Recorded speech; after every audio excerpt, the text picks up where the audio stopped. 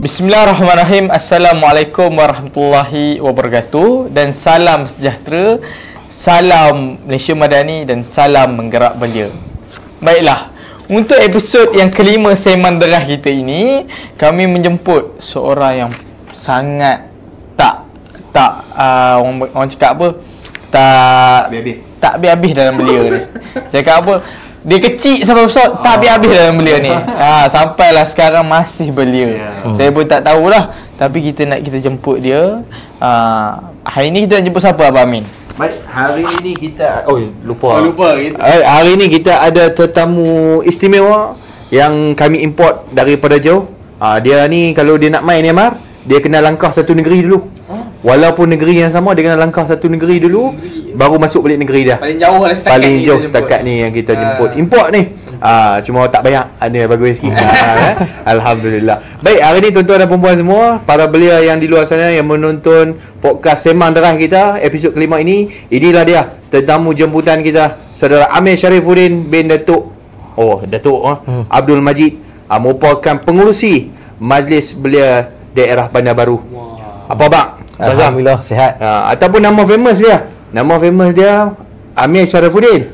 Abdul Majid tadi tu dia sambungkan, singkatkan jadi Asam. Jadi Coach Asam ni antara yang famous, yang memang budak-budak gerun lah dengan dia ni. Tak tahu apa saya kita tanya Ahmad. Kita tanya pasal apa.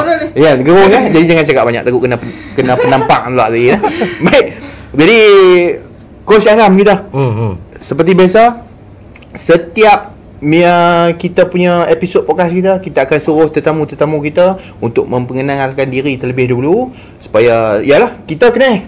Tapi penonton di luar sana, mak ayah lepas ni nak bagi anak-anak depa agak besar ni, tak kenal siapa dia. Mai-mai kena marah pula anak aku. Dia kata. Jadi terlebih dulu Abang Sam, kita bagi peluang kenalkan diri untuk para penonton kita. Okey, baik. Bismillahirrahmanirrahim. Assalamualaikum warahmatullahi wabarakatuh. Dari segi pengenalan diri saya ni, saya ni orang yang duduk kampung, dan macam yang Saudara Amin beritahu tadi, Saudara Amar pun beritahu, saya membesar dengan beliau. Dan saya duduk dalam daerah Bandar Baru, kawasan yang penghujung Kedah. Penghujung Kedah, dan penghujung Kedah ni biasalah, selalunya bila daerah hujung-hujung ni, dia daerah yang saya rasa dia dianaktirikan. Dari segi pembangunannya, dari segi kepadatan penduduknya, dia kurang. So waktu saya mula terjebak dengan kelab rakan muda waktu tu, tahun 2006, waktu tu saya fungsi, itu pun kawan-kawan ajak lah. Kawan-kawan ajak, bila kita dah join kelab rakan muda tu, tiba-tiba dia jadi jetam, hui, ini adalah dunia aku. Ini dunia aku, ini dunia ayah. Ini dunia ayah. So kita join sampai kan rezeki Tuhan bagi, sampai saya boleh on job training dekat Akademi Pembangunan Belia Malaysia, pendidikan dekat Port Dickson. Waktu tu kita nampak yang sebenarnya Bandar Baru ni dia bukannya tak lepi jauh, tapi dia tak ada penggerak. Tak ada penggerak. Dan waktu tu bila saya dah balik ke daerah Bandar Baru, saya tengok apa yang kita boleh bantu. Kan? Apa yang kita boleh bantu. Waktu tu lah saya cuba ambil kawan-kawan rapat, kita wujudkan Persatuan Belia Melayu Aktif. Sebab kita tengok waktu tu kebanyakan persatuan. Tapi waktu kami ni bukan zaman yang mana yang tubuh persatuan dapat 3,000, bukan. Kami sebelum tahun tu, tahun 2012 rasanya. Kita tubuhkan persatuan dan kita cuba nak develop belia-belia ni. Tapi kita terfikir, kenapa belia tak mau join? Waktu tu memang kuatnya dengan Pak B, dengan MYC, dengan Abim kan, Saudara Abim. Kemudian dengan GPMS. Memang waktu tu kalau kata India ni dia ada HYO, ada KBBT. Kalau yang Chinese dia ada YMMM kan. So kita tengok apa yang kita nak bagi tarikan belia ni untuk join pure belia. Maksudnya dia bukan ada based on politik ataupun dia ada agenda pada individu tertentu, bukan. Tapi dia memang true belia kan. True belia. Waktu tu saya kaji. Waktu tu saya dapat tahu tentang Anugerah Remaja Perdana Rakan Muda. Tahun 2017 kita daftarkan Persatuan Belia Melayu Aktif ni sebagai badan operasi, dan diluluskan waktu tu kita buat eksperimentasi. Kita masuk sekolah, kita jemput, kita kata kita ada persatuan kita bagi nilai tambah dari segi markah, kurikulumnya, keseimbangannya. Kemudian waktu tu kita nampak dah mula ada belia berminat dengan persatuan belia, sebab kita belia yang independen, belia yang tunggal. Dan alhamdulillah selepas bertahun-tahun kita cuba eksperimentasikan pembangunan ni, kita dah berjaya melahirkan 15 orang pemegang Anugerah Remaja Perdana Rakan Muda tahap emas, tanpa ada sebarang bajet. Maksudnya bajet selain daripada pejabat beliau, daripada mana-mana sumber, kita develop sendiri benda tu. Kita develop sendirian berhad kita develop. Sebab tunggal kan tanpa gabungan. Tapi betul. Ya, cumanya bagusnya waktu tu walaupun kita tunggal, tapi kita seolah-olah macam salah satu badan gabungan kepada Majlis Belia Daerah.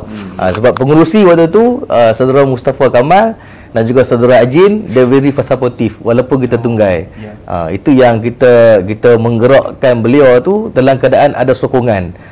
Sampailah sekarang ni, bila kita dah lahirkan, bahkan sekarang kita dah menjadi satu rujukan.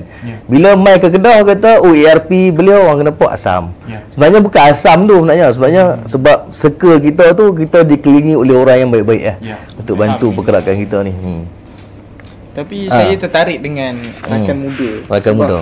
Rakan Muda ni ada salah satu persatuan juga yang lama lah dalam belia ni. Jadi boleh tak Coach Asam terangkan kepada para penonton apa itu sebenarnya Rakan Muda ini, supaya para penonton ni tahulah. Sebab mungkin zaman sekarang ni yang Gen Z lah orang kata. Kadang-kadang Gen Z ni kadang dia hanya dengar nama saja, tapi dia tak tahu dalam dia, peranan dia, apa sebenarnya Rakan Muda ini. Dia kalau dalam Kementerian Belia dan Sukan, dia ada beberapa bahagian, beberapa cawangan. Dan Rakan Muda ni dia salah satu cawangan yang berada di bawah Kementerian Belia dan Sukan. Cuma keaktifan tu dia masih ada. Cuma seingat saya, bila kelab Rakan Muda tu sendiri mati disebabkan oleh perubahan dasar-dasar menteri tu sendiri. Yang contoh YB Kadir Jamaluddin, dia memberi tumpuan kepada unit sukan. So kalau Rakan Muda ni kita tengok dia dah start mula hidup balik zaman yang berhormat YB Hanayuh. Dia memberi tumpuan kepada Rakan Muda. Kalau kita tengok pula apa nama baru-baru ni, waktu YB ada Gelimai dalam Jom Kemarau Orang Muda kot, Kejom. Yalah. Kejom. Apa yang dibentangkan waktu tu, dia membentangkan tentang perubahan transisi hak umur beliau. Daripada 40 tahun kepada 30 tahun yang akan dikuatkuasakan pada 1 Januari 2025. Waktu tu antara 2026 1 Januari 2026, ya betul. Akta 68 tu. Dan antara strategi yang digariskan oleh Roy, salah satunya adalah dengan membangunkan dan memperkasakan Rakan Muda. Menerusi anugerah remaja dan Rakan Muda. Itu salah satu. Dan sekarang ni kalau Gen Z yang berminat, sebab sekarang ada macam-macam gaya hidup dalam bawah Rakan Muda ni, masuklah rakan digital, rakan ekspresi, rakan litar, dan macam rakan lagi. Dia boleh berjumpa dengan pejabat Belia dan Sukan daerah. Dia boleh offer willing untuk jadikan Rakan Muda ni sebagai salah satu platform untuk dia berkembang dengan lebih jauh.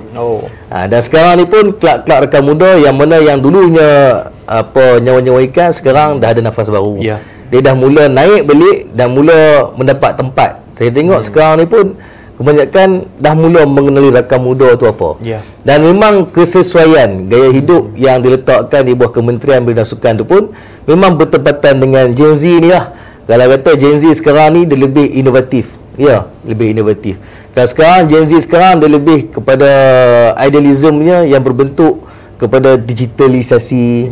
Maksudnya Rakan Muda menyediakan peluang-peluang macam tu. Kalau dia suka aktiviti-aktiviti yang masak, dia dah rakan aktif. Kan. So kalau kata nak join macam mana, boleh saja berjumpa dengan pegawai Belia dan Sukan daerah masing-masing, ataupun boleh berjumpa dengan pengurusi Majlis Belia daerah masing-masing, ataupun berjumpa terus dengan pengurusi kelab Rakan Muda di daerah masing-masing, untuk dapatkan info yang lebih lanjut dan juga lebih jelas. Tapi dari segi pembawakan saya sendiri, saya lebih memberi tumpuan kepada anugerah remaja dan Rakan Muda, sebab dia menyeluruh. Dia menyeluruh. Dari segi anugerah Rakan Muda ni, kalau dia sebut Rakan Muda, ERP tak ada, DG tak lengkap. Sebab ERP ni dia satu anugerah yang memang ada naungan di bawah peringkat antarabangsa. Dan Rakan Muda kalau tanpa ERP ni, dia jadi no point. Sebab apa kita join rakan aktif, tapi pada masa sama kita tak ada anugerah yang ada di bawah Rakan Muda. Baik, untuk teman semua juga, anugerah remaja perdana ni Coach Asam kita dah bawa cukup lama. Kan, sampai ke tahap amat bukan mudah untuk sesebuah persatuan tunggal nak menghidupkan belia yang nak ambil pula pingat mah. Boleh kata anugerah mah ni mah bukan senang, tapi dilahirkan sendiri oleh Coach Azam kita seramai 15 orang. Cukup banyak. Kalau walaupun persatuan tu persatuan gabungan sendiri pun bukan mudah. Kita nak buat benda tu. Jadi 15 orang yang dilahirkan pula di luar bandar, kampung, yang macam Abang Azam kata sendiri, boleh merasa lah dia anak tiri kan, sebab jauh ya, macam saya kata mah, nak masuk ke negeri balik kena langkah negeri orang balik kan. Jadi itu masalah. Jadi bagi Abang Azam sendiri, ARP tu, Anugerah Remaja Perdana tu, kita nak terang sikit Abang Azam bagi orang faham. Orang duk dengar Abang Azam cakap dari tadi duk Anugerah Remaja Perdana, ARP kan. Tetapi apakah teras dia ke, apakah peranan ARP tu ke, apakah cara nak buat ARP tu sendiri, macam mana tu Abang Azam? Kalau macam mana nak join ARP ni, apa benda ARP ni? Sebenarnya ARP ni dalam bahasa mudahnya, Anugerah Remaja Perdana Rakan Muda ni, dia adalah satu anugerah yang memberi penumpuan kepada belia yang berusia 14 tahun hingga 24 tahun. Nampak? Dari segi Akta Harapan dia dah standby. Dia dah standby sebab dia melahirkan pemimpin yang usia remaja 14 sampai 24 tahun. Nampak benda tu? Dan dalam had umur tu, maksudnya kita yang umur 30 ke atas ni dah tak boleh dah. Kita dah jadi tua dah. Mungkin lepas ni kita akan join Power lah, Power. Serta aktiviti warga emas tu kita akan join Power. Dan bila katakan ERP ni, apa yang ada dalam ERP ni kan? Apa yang ada dalam ERP selain daripada umur? Yang pertama, umur limited. So kepada Gen Z yang berada lingkungan umur 14 hingga 14 tahun, boleh buka dalam website Kementerian Belia dan Sukan, boleh tengok. Dan dalam tu dia ada 4 komponen. 4 komponen basic lah. Ada 4 komponen, ada 3 tahap. Dia ada tahap gangsa, perak dan juga emas. Dan setiap tahap ni dia berbeza pelaksanaan, tetapi komponennya sama. Yang pertama, dia ada komponen khidmat masyarakat, kesukarelaan. Kan, kalau kata dia nak menghabiskan komponen khidmat masyarakat, kalau kita ambil contoh untuk tahap gangsa, dia perlukan lebih kurang 15 jam dan tempoh 3 bulan. Maksudnya dia ada vision dan mission. Dia ada mission dia macam mana dia nak dapatkan anugerah tu. Yang pertama, dia kena buat komponen khidmat masyarakat dalam tempoh 15 jam dan tempoh 3 bulan. Itu yang komponen pertama. Dan yang komponen kedua, dia ada pula komponen rekreasi fizikal, aktiviti sukan.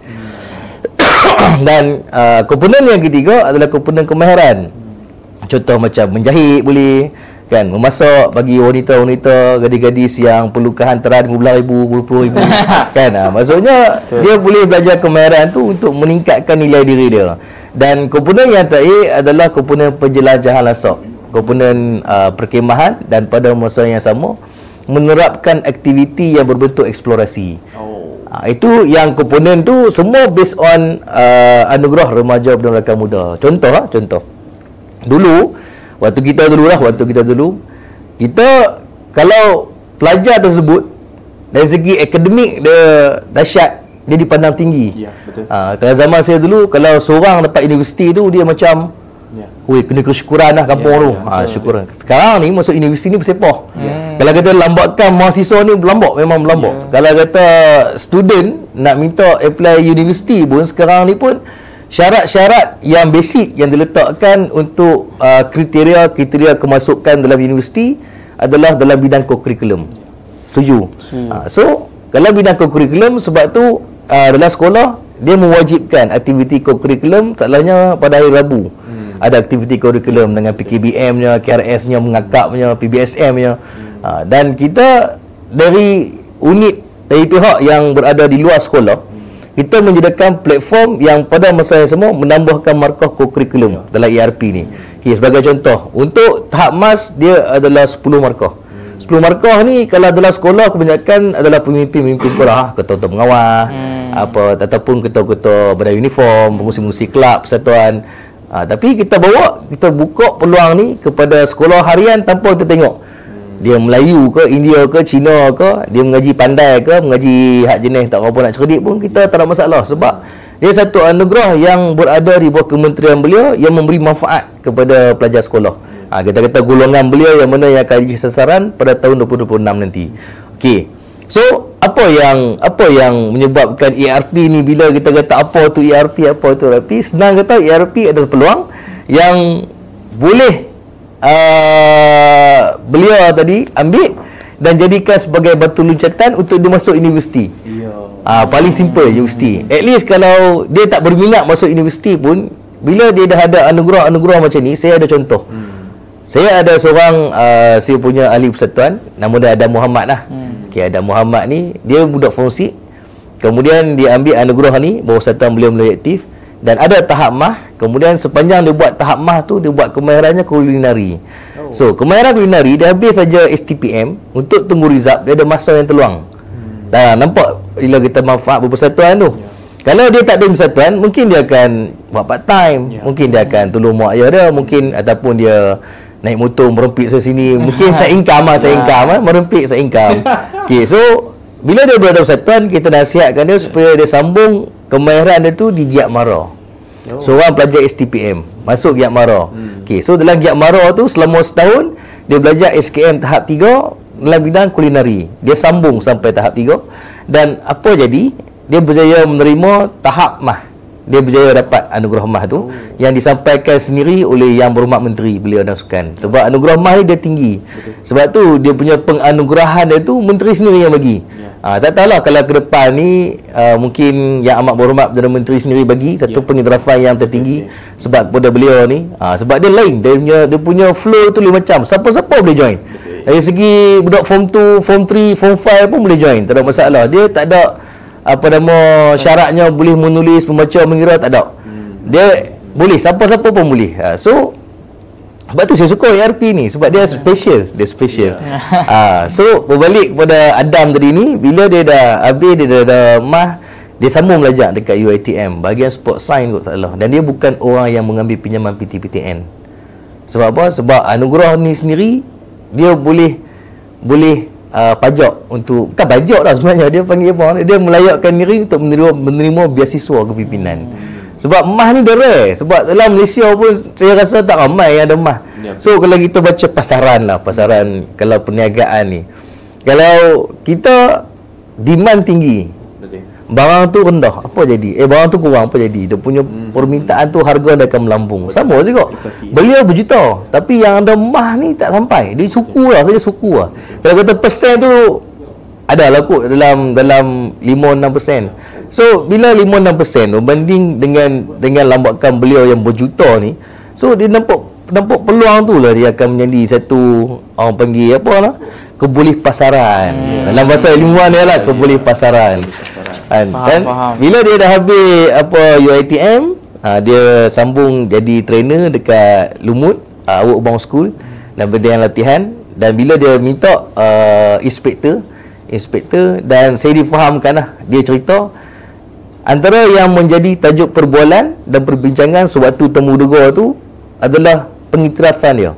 Mana dia dapat anugerah mah ni? Ni international. Sebab dia CJ mah ni ada dua. Satu daripada kementerian beliau sendiri yang ditandatangani oleh ketua pengarah. Ketua pengarah. Dan yang kedua, sijil daripada The Duke of Edinburgh sendiri, Her Royal Highness. Maksudnya dia punya sijil tu, dia ada pengiktirafan sertifikat international, dia ada dua sijil international dengan KBS. So benda tu yang kita nampak, okey, kita dah ada orang yang dah berjaya, dia dah dapat kerja, dan benda ni apa yang boleh bantu dia, dan kita buat semua ni secara percuma. Tak dicas sekalipun. Kalau kata, selamatlah Coach Hasan buat lillahi ta'ala, ya lillahi ta'ala, free saja. Dia tak ada bayaran. Sebab ada bayaran kalau kata tengok, dia bergantung kepada ni.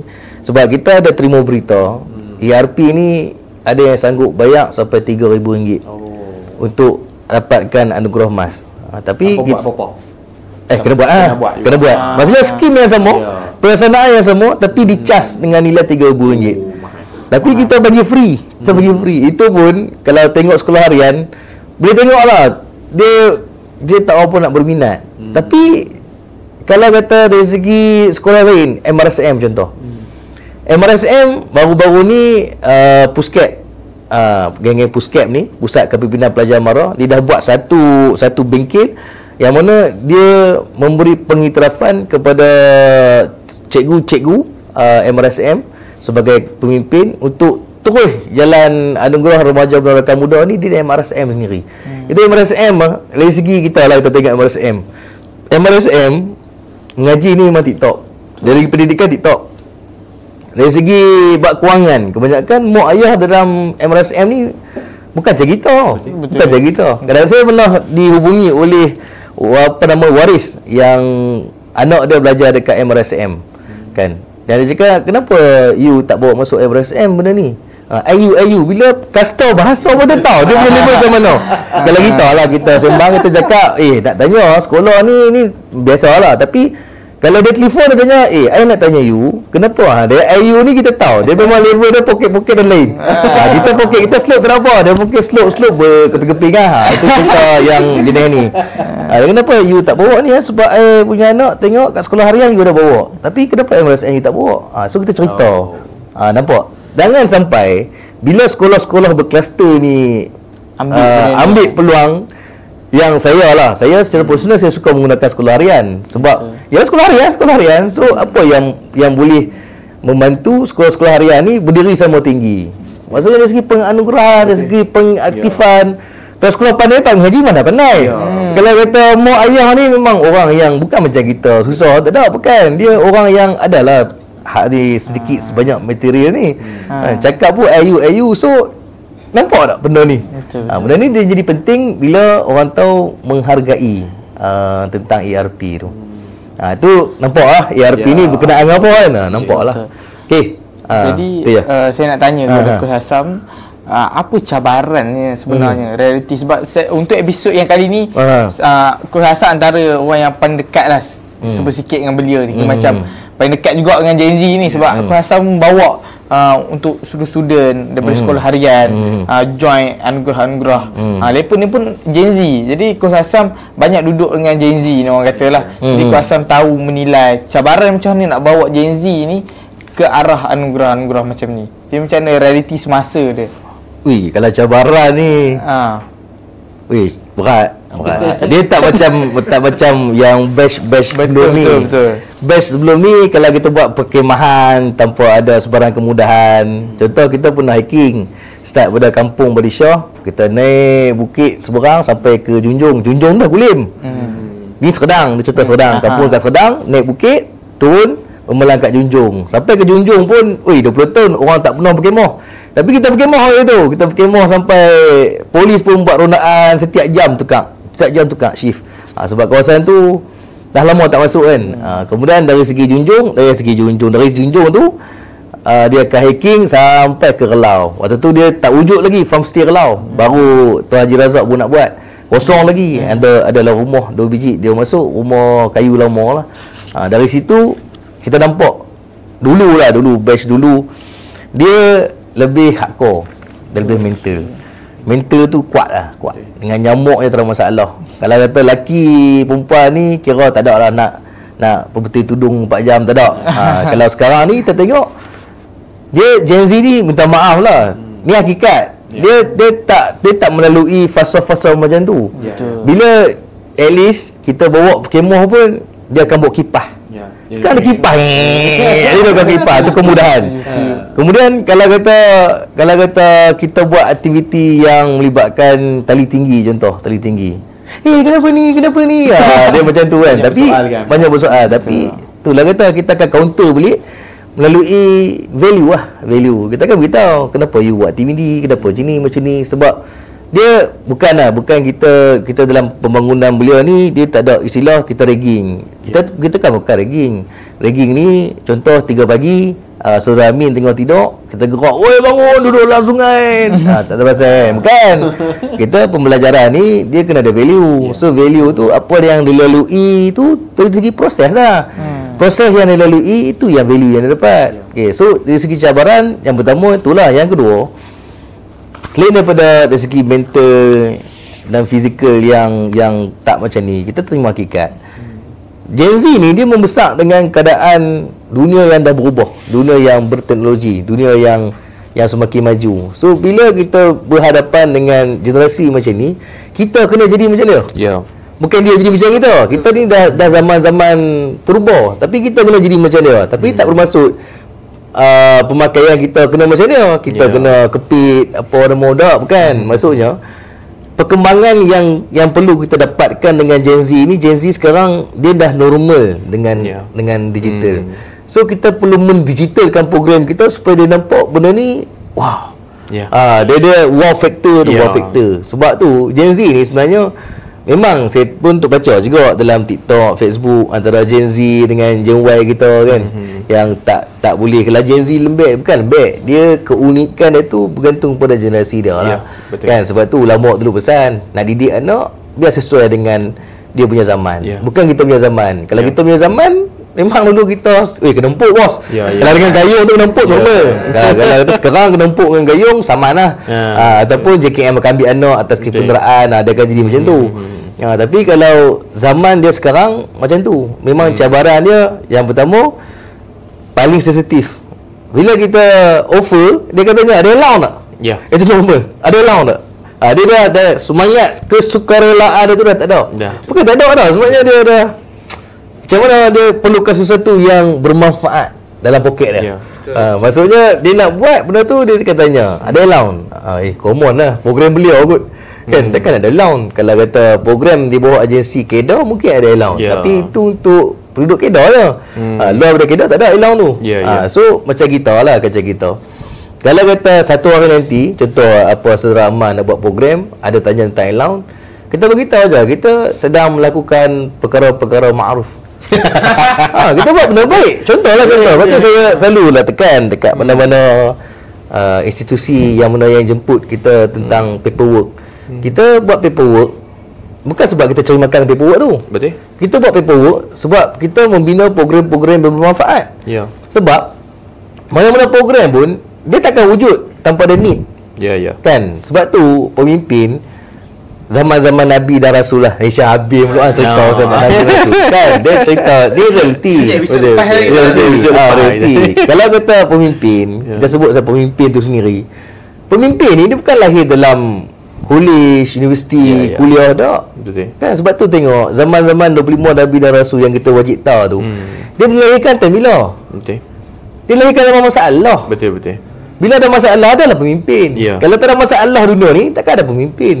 Semua amanah damai. Kan? Sebab tu pemimpin tu sendiri dia kena ada bila adanya masalah. Sebab tu yang saya cakap, kita sedang menyebarkan kebaikan. Bila kita buat paper, kita submit kat mana-mana agensi, dia nak bantu, dia bantu. Bukannya kita buat benda tu untuk memastikan perniagaan. Kita kan buat rancangan perniagaan, bukan buat proposal. Kita buat paper untuk manfaat masyarakat. So kalau dia nak bantu, dia bantu. Jangan sesekali kita merendahkan martabat kita, kita merayu. Tolonglah cik, saya perlukan at least 2,000 lah untuk kami buat sukan nikah ni. Bukan macam tu. Betul. Dia nak bagi, dia bagi. Kan? Percayalah. Kalau kita buat benda yang baik ni, Tuhan bantu. Tuhan bantu. Kan? Sebab tu yang kalau kata kita buat ada cabaran tu normal. Cabaran tu normal, tu proses kita untuk kita berjaya. Dalam proses kita ni tak ada halangan, senang. Lain bos, lain kan. So itulah cabaran Gen Z sekarang ni. Kita dari segi saya sendirilah. Saya tak pandai dengan TikTok. Saya tak pandai dengan TikTok. Nak buat live pun saya pernah test buat live. Ni real cerita real lah. Waktu saya buat live tiba-tiba naik. Bila 1 view, 10 view tiba jadi malu. Jadi malu lah. Malu lah, tutup lah. Dia segan. Tutup lah.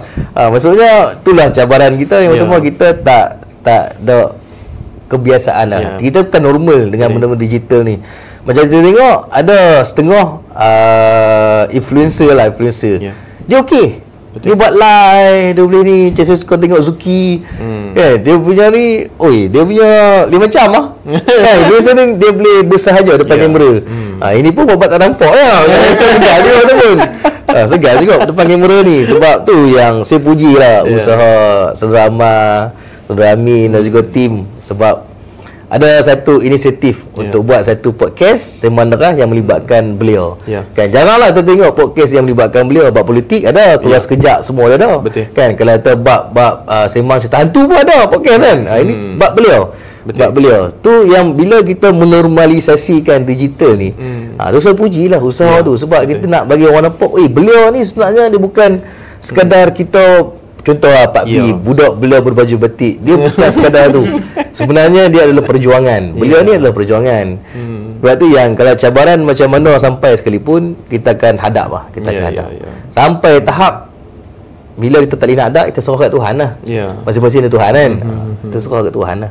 Tu yang salah satu cabaran yang saya hadapi sekarang ni bab digital yang paling ketara. Dari segi bab RM2, dulu mungkin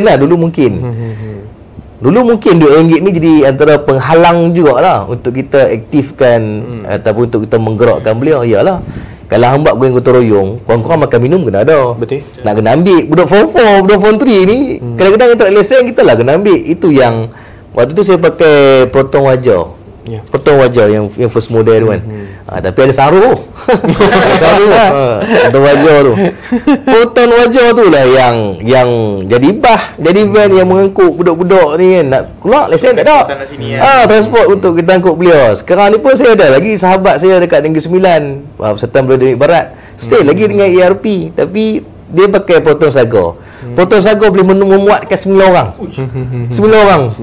Maksudnya yalah dia segi undang jalan raya salah, tapi itu kekangan yang kita hadapi kan. Tapi kalau sekarang ni bab-bab yang saya sendiri secara duit ringgit untuk kita gerakkan beliau bukan isu dah. Sebab selain daripada kita develop budak-budak ni, kita tengok budak-budak ni yang mana yang ada potensi, yang minat dia ke outdoor, kita buka pula nilai kerjaya, nilai peluang kerjaya kat beliau ni. Cik, macam lama sangat lah memang. Panggil lagi asam. Tapi betul lah. Tapi tengok perjuangan dalam kereta wajah tu boleh naik sampai 9 orang. Saya confused, wajah ke karavan tu sampai boleh naik 9 orang untuk perjuangan mereka dalam persatuan. Benda tu lah melahirkan 15 orang. Melahirkan generasi-generasi hebat yang akan datang ni. Jadi Abang Azam, saya tadi masa awal-awal perkenalan dengan Abang Azam tu, saya ada terbunyi dia sebut Coach Azam. Kan? Mungkin ramai orang tak tahu. Dan Coach Azam pun coach pula lah tadi abang kan. Coach Azam ni cakap ni straight lah. Tak ada gagap, tak ada apa. Mungkin orang lepas tu cakap pula tentang ERP-RM. Bukan ajar dengan KBS pun. Kan? Siapa Coach Azam ni sebenarnya? Coach tu sendiri. Macam mana boleh dapat coach tu? Sebab orang yang belia ni yang kenal Coach Azam memang akan panggil coach. Sebab tu dia tak berani jumpa depan. Kira amal dia, budak belia yang berani jumpa dia depan. Macam mana coach tengok? Dulu dia ada satu zaman kita dulu kan. Dia ada PU Azman. Kan ingat zaman tu dia depan nama dia PU Azman, PU ni sebab zaman tu reality TV lah. Okey, kemudian kalau kata buat hiburan dia ada Maui AF. So AF tu trademark kan. AF kena pasal. Dulu kan PU, pencetus umur, dia ada nama PU depan. Kami trainer. Waktu tu yang boleh menyebabkan terjadinya coach tu, waktu tu saya berkhidmat di bawah Institut Latihan dan Kepimpinan. Kepimpinan belia Ailit kan. So Ailit ni dia asalnya pada BTN. Bila berlaku pertukaran kerajaan pada tahun 2018, so BTN ni dimansuhkan dan diletakkan di bawah Kementerian Belia Sukan. Maka dia jadi satu institut kepimpinan. Dan masa tu kita terawang-awangan tau. Macam saya dalam program-program Persatuan Jurulatih Rekreasi Malaysia, kita diasuh dengan panggilan Sir. Saya bila Sir ni saya selalu sebut, jangan panggil Sir, saya dia. Saya ilmu kita kena, kita jangan Sir. Hai Sir. Kadang-kadang ex-komando yang pernah join kursus aurat pun dia akan panggil hai Sir. Takut mat. Panggil takut bila panggil Sir ni takut. Tu kita jangan panggil Sir, seriau. So waktu panggilan di awang-awangan tu, yang mana yang trainer OB yang first batch macam kami dulu, kami OB lah, yang trainer elite ni kami dihantar ke OB, Awak Bound School. So Awak Bound School ni bahasa dirinya adalah coach. Dia panggil coach. So masa tu lah dia dah jadi coach Amin. Coach ni sebab kita trainer. Sebab tu bila kita tengok waktu tu pengurusan pun dia dah letakkan panggilan tu, dia dah jadi sama. Semua camp sama.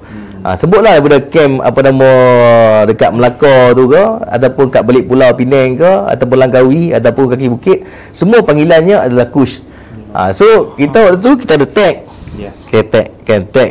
Name tag tu antara peserta yang kita berbeza, dia tulis Coach Azam. Dia jadi meriah. Lagi tu Azam tu dia jadi Coach Azam tu jadi pelik.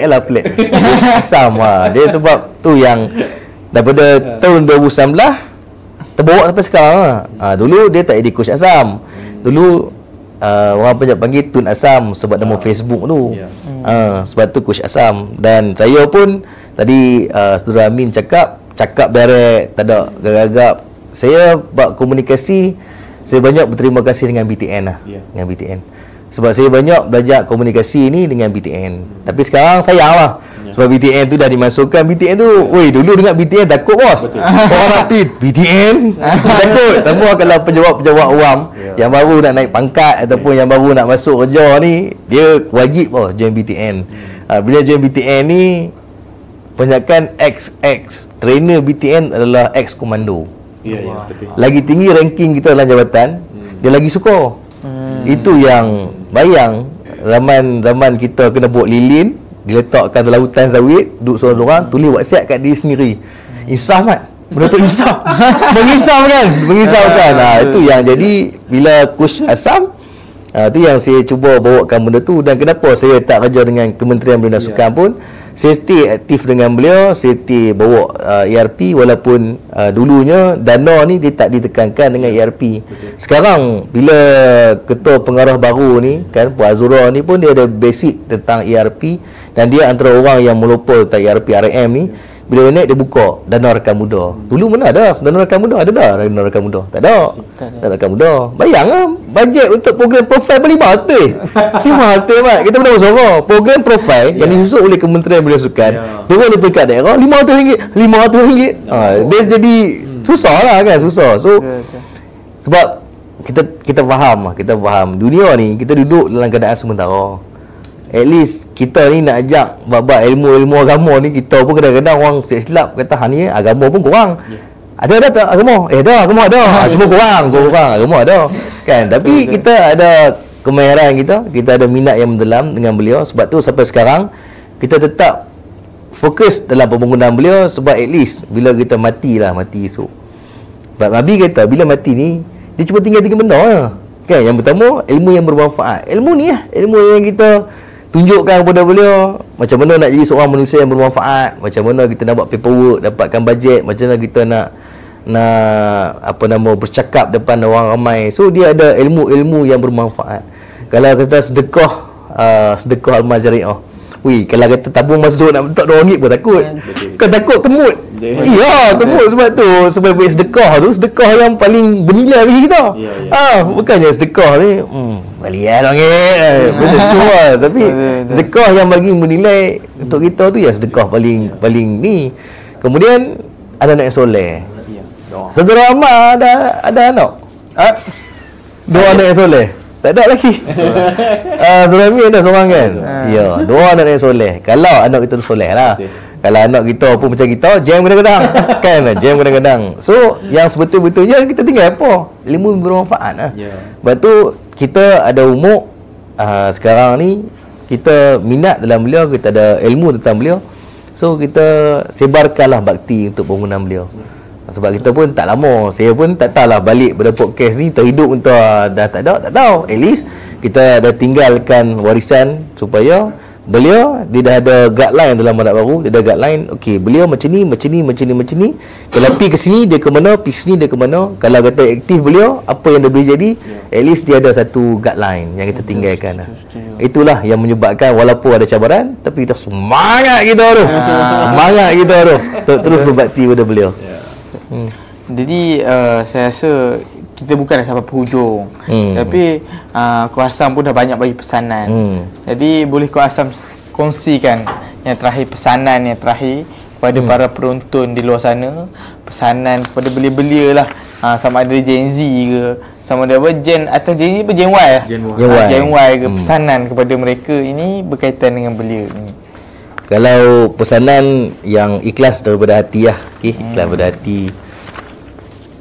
Jangan pernah takut untuk kita melangkah, dan jangan pernah takut untuk kita keluar daripada zon selesa kita ni. Dan bila kita keluar daripada zon selesa ni, kita belajar tentang benda yang baru. Dan bila kita berani melangkah, sebenarnya kita berani untuk membentuk diri kita di masa depan. Dan kepada belia-belia luar sana lah, belia luar sana, terutama sekali adik-adik yang berada usia di bawah 24 tahun dan 14 tahun ke atas, cepat boleh daftarkan diri anda ke Pejabat Belia dan Sukan daerah yang berdekatan dan dapatkan maklumat lengkap tentang anugerah remaja menawarkan muda.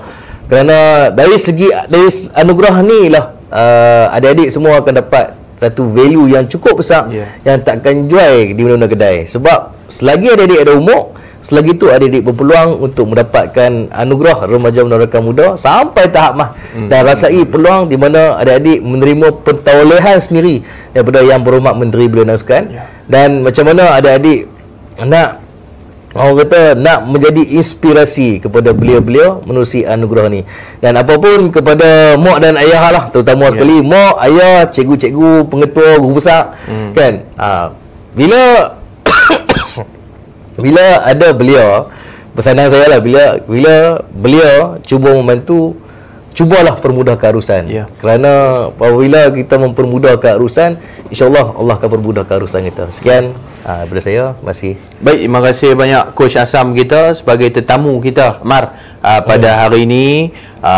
InsyaAllah kalau ada perkembangan masa lagi, kita jemput semula untuk kita membincangkan lebih lagi berkenaan dengan belia-belia di luar sana pada hari ini. Jadi setakat ini saja para penonton dan tuan-tuan, perempuan, ibu ayah, belia-belia di luar sana, kita akhiri. InsyaAllah sehingga berjumpa lagi pada episod akan datang bersama dengan pemimpin yang lain. Setakat hari ini kita tutup. Wabillahi taufiq wal hidayah. Assalamualaikum warahmatullahi wabarakatuh. Menggerak belia. Assalamualaikum.